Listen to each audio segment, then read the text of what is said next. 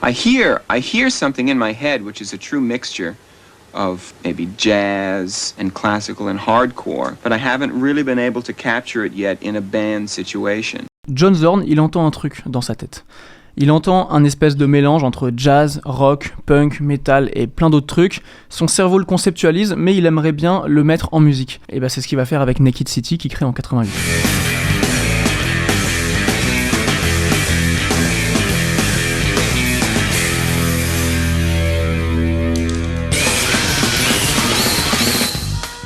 Alors Zorn, son idée en 88 avec la création de ce groupe, elle est simple. Voir tout ce qu'il est possible de faire et de repousser en termes stylistiques et musicaux avec une formation rock. Donc guitare, basse, batterie. Avec évidemment ses ajouts de saxophone parce que sinon c'est pas rigolo. Voilà notre équipe de tueurs absolus et le premier album qui s'appelle Naked City sort en 90 et il sonne comme ça.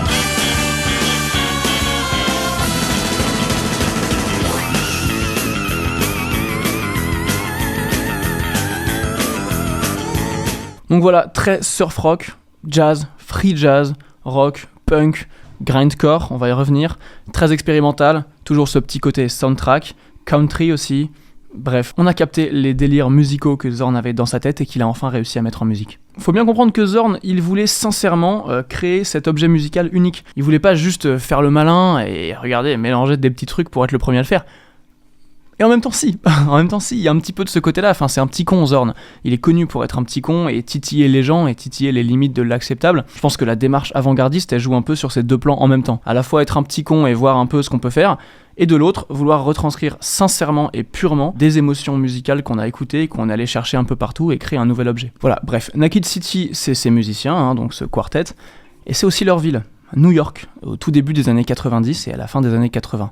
Et le côté soundtrack dont on parlait dans l'épisode précédent, on va vraiment le ressentir. Ici, Naked City, on a vraiment l'impression qu'il repeigne un New York hétéroclite, multiculturel, violent et précaire.